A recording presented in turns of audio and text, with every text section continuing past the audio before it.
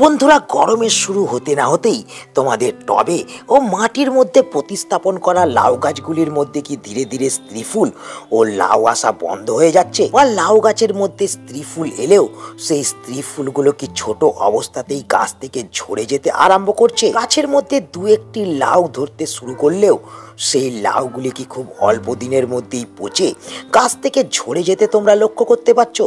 তাহলে এই ভিডিওটাকে একটু স্কিপ না করে তোমরা সম্পূর্ণ দেখতে থাকো, কারণ আজ এই ভিডিওতে তোমরা জানতে পারবে কম খরচের মধ্যে এবং ঘরোয়া পদ্ধতিতে লাউ গাছের এই সমস্ত সমস্যাকে তোমরা কিভাবে দূর করতে পারবে, কিভাবে তোমরা তোমাদের লাউ গাছের মধ্যে এই সময় প্রচুর পরিমাণে আবার স্ত্রী ফুল আনতে সক্ষম হবে, কি করলে তোমাদের লাউ গাছের মধ্যে লাউ পচাকে তোমরা বন্ধ করতে পারবে। তো আজ এই সমস্ত গুরুত্বপূর্ণ তথ্যগুলিকে তোমাদের এই ভিডিওতে জানতে এবং বুঝতে হতে গেলে এই ভিডিওটাকে কিন্তু তোমাদের সম্পূর্ণ দেখতে হবে। এবং যারা ভিডিওটাকে তোমরা দেখছো অবশ্যই কিন্তু ভিডিওটাকে লাইক করে চ্যানেলটা কিন্তু সাবস্ক্রাইব করে রাখবে। বন্ধুরা, আজ আমি কিন্তু এই ভিডিওতে লাউ গাছের মোট দুটি সমস্যাকে নিয়ে কিন্তু আলোচনা করব এবং সেই দুটি সমস্যার মধ্যে যে প্রথম সমস্যাটি হলো সেটা হলো এই সময় তোমরা আমাকে অনেকেই বলছো যে গ্রীষ্মকাল শুরু হওয়া মাত্রই তোমাদের লাউ গাছের মধ্যে কিন্তু আস্তে আস্তে স্ত্রী ফুল এবং লাউ আসা কিন্তু বন্ধ হয়ে যাচ্ছে। তোমরা অনেকেই আমার কাছে জানতে চেয়েছো যে কেন তোমাদের লাউ গাছের মধ্যে এই সমস্যাটা এই সময় হচ্ছে বা কি করলে লাউ গাছের মধ্যে এই সব সমস্যাকে তোমরা দূর করতে পারবে। তো বন্ধুরা, শুরুতেই আমাদের মাথায় রাখতে হবে আমাদের লাউ গাছ হলো একটি ফল প্রদানকারী গাছ এবং আমাদের লাউ গাছ খাবারকে কিন্তু ভীষণভাবে পছন্দ করে। যখনই আমাদের লাউ গাছের মধ্যে খাবারের অভাব লক্ষ্য করা যায় তখনই কিন্তু আমাদের লাউ গাছগুলি ধীরে ধীরে কিন্তু স্ত্রী ফুল আনাকে বন্ধ করে দেয়। লাউ গাছের মধ্যে লাউ আসতে চায় না এবং যদিও বা স্ত্রী ফুল এবং লাউ ধরতে শুরু করে সেটা কিন্তু পুষ্টির অভাবে গাছ থেকে ঝরে যেতে আরম্ভ করে। কিন্তু বন্ধুরা, আমাদের এই সমস্যা থেকে মুক্তি পেতে হতে গেলে আমাদের কিন্তু এই সময় খাবারকে প্রয়োগ করতে হবে। সঠিক খাবারকে যদি আমরা এই সময় আমাদের লাউ গাছের মধ্যে প্রয়োগ করতে শুরু করি তাহলে আবার কিন্তু আমাদের লাউ গাছের মধ্যে আমরা পুনরায় স্ত্রী ফুল এবং লাউকে আনতে কিন্তু সক্ষম হব। তাই আমরা যেটা করব, ঘরোয়া খাবারকে কিন্তু আমরা এই সময় লাউ গাছের মধ্যে প্রয়োগ করব এবং এমন ঘরোয়া খাবারকে আমরা এই সময় প্রয়োগ করব যে খাবারের মধ্যে গাছের প্রত্যেকটা পুষ্টিমৌল থাকবে। তো সেক্ষেত্রে আমার হাতে তোমরা যে খাবারটাকে দেখতে পাচ্ছ, এই খাবারটাকে যদি আমরা এই সময় আমাদের লাউ গাছের মধ্যে প্রয়োগ করতে পারি তাহলে কিন্তু আমাদের লাউ গাছের মধ্যে আমরা সমস্ত ধরনের পুষ্টিকে যোগান দিতে পারবো। লাউ গাছের মধ্যে কিন্তু আবার পুনরায় স্ত্রী ফুল এবং লাউ আসতে শুরু করবে। লাউ গাছের মধ্যে স্ত্রী ফুল এবং লাউ ঝরে পড়া কিন্তু বন্ধ হবে এবং এর পাশাপাশি আমরা আমাদের লাউ গাছের মাটিকেও কিন্তু অ্যাসিডিক রাখতে পারবো। কিন্তু কিভাবে এই খাবারটাকে আমাদের তৈরি করতে হবে, কিভাবে আমরা আমাদের গাছের মধ্যে এই খাবারটাকে প্রয়োগ করব বা এই খাবারটাকে তৈরি করার জন্য আমাদের কোন কোন উপকরণ লাগবে, তো চলো সময় নষ্ট না করে সেটাকে আমরা জেনে নিই। বন্ধুরা, আমাদের লাউ গাছের জন্য এই দ্রবণটাকে তৈরি করতে হতে গেলে আমাদের প্রথম যে উপকরণটা লাগবে সেটা হলো পেঁয়াজ। তোমরা দেখতে পাচ্ছ আমি কিন্তু একটা মাঝারি সাইজের কিন্তু পেঁয়াজকে নিয়ে নিয়েছি। তো আমরা এখানে যেটা করব, 1 লিটার একটা দ্রবণ তৈরি করব। সেক্ষেত্রে একটা মাঝারি সাইজের পেঁয়াজ আমি নিয়ে নিয়েছি এবং এই পেঁয়াজটাকে আমাদের প্রথম যেটা করতে হবে, আমাদের কিন্তু বন্ধুরা এই পেঁয়াজটাকে প্রথম ছোট ছোট টুকরো করে কিন্তু কেটে নিতে হবে। তোমরা দেখতে পাচ্ছ আমি কিন্তু এখানে পেঁয়াজটাকে ছোট ছোট টুকরো করে কিন্তু কেটে নিচ্ছি।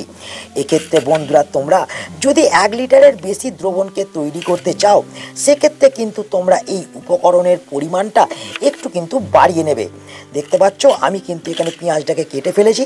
এরপর এই পেঁয়াজের সঙ্গে আমাদের যেটা করতে হবে, আমাদের কিন্তু একটা মাঝারি সাইজের লেবুকে নিয়ে নিতে হবে।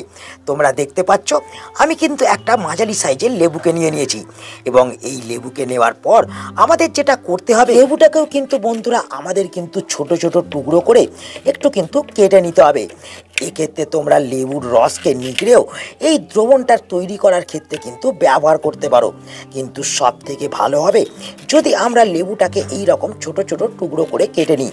তো দেখতে পাচ্ছ আমি কিন্তু একটা মাঝারি সাইজের লেবুকেও টুকরো টুকরো করে কিন্তু প্রথম কেটে নিলাম। এরপর এই লেবুর সাথে সাথে আমাদের যে জিনিসটাকে নিতে হবে সেটা হলো বন্ধুরা এই ফ্রেশ চা পাতা 1 চামচ। তো এক্ষেত্রে যদি তোমরা ইউজ করা চা পাতাকে ব্যবহার করো, তোমরা কিন্তু 2 থেকে 3 চামচকে ব্যবহার করতে পারো। তো যেহেতু আমি এখানে ইউজ করা চা পাতাকে ব্যবহার না করে ফ্রেশ চা পাতাকে ব্যবহার করছি, তাই আমি এখানে 1 চামচ চা পাতাকে কিন্তু নিয়ে নিচ্ছি। এবং এই যে 3টে উপকরণ আছে, এই 3টে উপকরণকে আমাদের এরপর যেটা করতে হবে সেটা হলো বন্ধুরা, আমাদের শুরুতেই কিন্তু 500 ml বয়েল জলকে নিয়ে নিতে হবে। তোমরা দেখতে পাচ্ছ আমি কিন্তু এখানে গরম ফুটন্ত জলকে কিন্তু 500 ml নিয়ে নিয়েছি।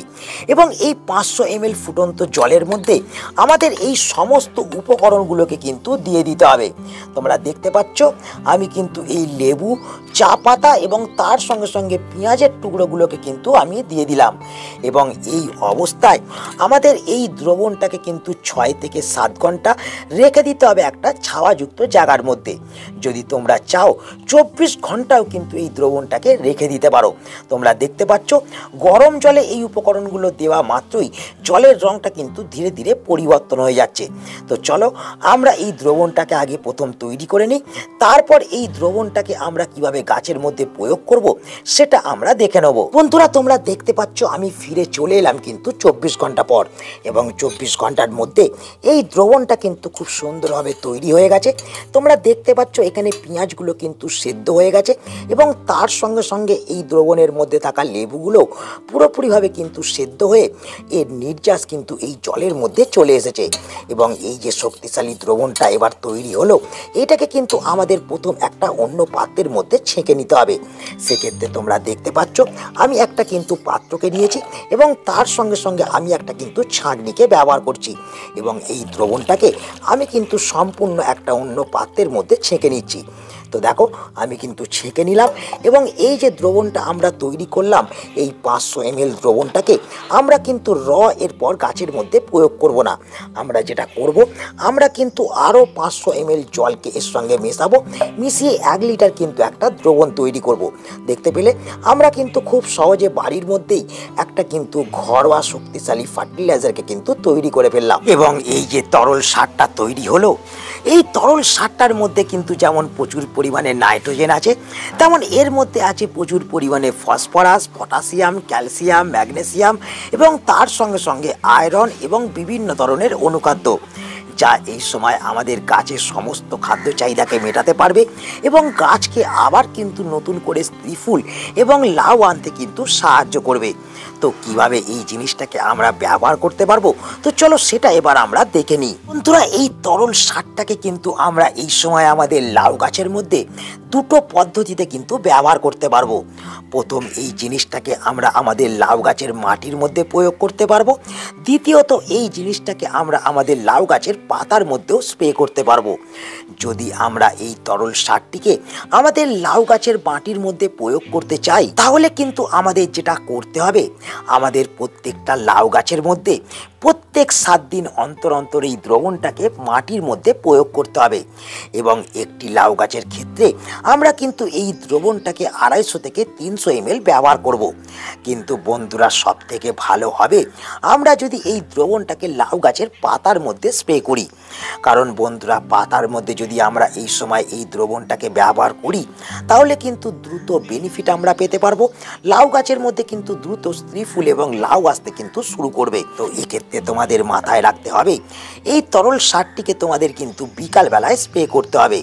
রোদের সময় এই তরল সারটিকে না আমরা গাছের মাটিতে প্রয়োগ করব, না আমরা গাছের পাতার মধ্যে স্প্রে করব।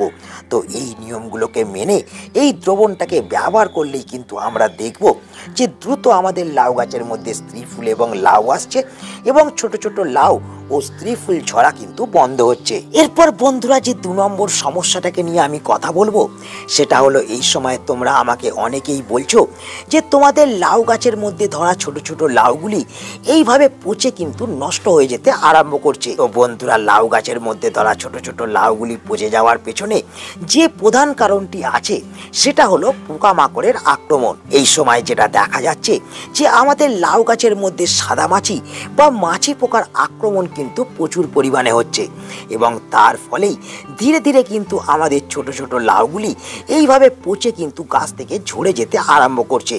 তো এক্ষেত্রে এই সমস্যা থেকে মুক্তি পাওয়ার জন্য আমাদের যেটা করতে হবে, আমাদের কিন্তু একটা কীটনাশককে গাছের মধ্যে প্রয়োগ করতে হবে। তাই আমরা যেটা করব, এই যে কীটনাশকটাকে তোমরা আমার হাতে দেখছো, এই কীটনাশকটাকে কিন্তু আমরা আমাদের লাউ গাছের মধ্যে এই সময় প্রয়োগ করব। তো এই কীটনাশকটা হলো বন্ধুরা একটি ঘরোয়া কীটনাশক, কিন্তু এই কীটনাশকটাকে যদি আমরা নিয়মিত আমাদের লাউ গাছের মধ্যে প্রয়োগ করতে থাকি, তাহলে কিন্তু আমরা আমাদের লাউ গাছ থেকে সাদা মাছি পোকা এবং বিভিন্ন ধরনের এই ধরনের পোকাগুলোকে কিন্তু দূর করতে পারবো, যে পোকাগুলো আমাদের প্রত্যেকটা লাউয়ের জালিকে নষ্ট করে ফেলছে। তো আমাদের লাউ গাছের জন্য এই ঘরোয়া কীটনাশকটিকে তৈরি করার জন্য আমাদের যে জিনিসটা প্রথম লাগবে সেটা হলো বন্ধুরা এটা। তো এই যে জিনিসটা তোমরা আমার হাতে দেখছো, এটা হলো বন্ধুরা রসুন। তো এক্ষেত্রে তোমরা দেখতে পাচ্ছ আমি কিন্তু 1 লিটার একটা কীটনাশক তৈরি করার জন্য একটা মাঝারি সাইজের কিন্তু রসুনকে নিয়ে নিয়েছি।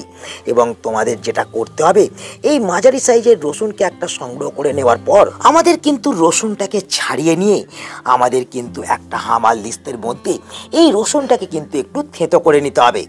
তোমরা এক্ষেত্রে হামাল দিস্তে ব্যবহার করতে পারো, কিংবা তোমরা মিক্সি গ্রাইন্ডারেও এই কাজটা কিন্তু করে নিতে পারো। এবং এইভাবে যখন রসুনটা তোমাদের থেতো হয়ে যাবে, তারপর কিন্তু তোমাদের এই জিনিসটাকে নিয়ে নিতে হবে। তো এই যে জিনিসটাকে তোমরা দেখছো, এটা হলো লঙ্কা। তো এই লঙ্কাকেও যদি আমরা একটি কীটনাশক তৈরি করার ক্ষেত্রে ব্যবহার করি, সেক্ষেত্রে কিন্তু আমাদের কীটনাশক আরও পাওয়ারফুল হয়ে উঠবে।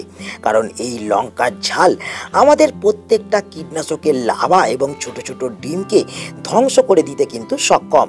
তাই আমরা যেটা করব, 1 লিটার দ্রবণকে তৈরি করার জন্য আমরা 3 পিস লঙ্কাকে কিন্তু নিয়ে নেব। এবং এই লঙ্কাকে সংগ্রহ করে নেওয়ার পর একইভাবে কিন্তু আমাদের এই লঙ্কাটাকেও একটা হামাল দিস্তের মধ্যে কিন্তু থেঁতো করে নিতে হবে। এবং এই লঙ্কাকে বেটে নেওয়ার পর আমাদের যেটা করতে হবে, আমাদের কিন্তু একটা পাত্রের মধ্যে 1 লিটার জলকে নিতে হবে। দেখতে পাচ্ছ আমি কিন্তু এই পাত্রের মধ্যে 1 লিটার জল নিয়ে নিয়েছি। এবং এই জলের মধ্যে আমরা যেটা করব, এই যে রসুন এবং লঙ্কাকে আমরা বেটে রেখেছিলাম, এই রসুন এবং লঙ্কা বাটাটাকে আমরা সম্পূর্ণ কিন্তু জলের মধ্যে প্রথম প্রয়োগ করে দেবো। এবং জলটাকে সুন্দরভাবে কিন্তু আমরা একটুখানি গুলিয়ে নেব। এবং এই দ্রবণটা যাতে সঠিকভাবে তৈরি হয় বা এই কীটনাশকটা যাতে পাওয়ারফুল হয়ে ওঠে, তার জন্য আমরা যেটা করব, 4 থেকে 5 ঘন্টা এই জিনিসটাকে কিন্তু আমরা একটা ছাওয়াযুক্ত জায়গার মধ্যে রেখে দেবো। আমরা যখন দেখব আমাদের কীটনাশকটা তৈরি হয়ে গেছে, তখন আমরা যেটা করব, এই কীটনাশকটাকে একটা অন্য পাত্রের মধ্যে কিন্তু আমরা ছেঁকে নেব। তোমরা দেখতে পাচ্ছ আমি কিন্তু একটা পাত্র নিয়েছি এবং আমি কিন্তু এই ছাঁকনির সাহায্যে এই দ্রবণটাকে সুন্দর করে একটা অন্য পাত্রের মধ্যে কিন্তু ছেঁকে নিচ্ছি। তো বন্ধুরা এই জিনিসটাকে ছেঁকে নেওয়ার পর আমাদের যে কাজটাকে করতে হবে সেটা হলো বন্ধুরা শ্যাম্পু। তো বন্ধুরা আমরা কিন্তু যে কোনো শ্যাম্পুকে এক্ষেত্রে ব্যবহার করতে পারি, কিংবা শ্যাম্পু যদি তোমরা ব্যবহার না করতে পারো, তাহলে কিন্তু তোমরা ডিটারজেন্ট পাউডার কিংবা হ্যান্ড ওয়াশকেও কিন্তু এক্ষেত্রে নিয়ে নিতে পারো। তো এক্ষেত্রে যেটা তোমরা করবে, তোমরা ডিটারজেন্ট পাউডার কিংবা হ্যান্ড ওয়াশ কিংবা শ্যাম্পুকে যদি ব্যবহার করো, তোমরা কিন্তু 1/2 চামচ এই জিনিসটাকে কিন্তু ব্যবহার করবে।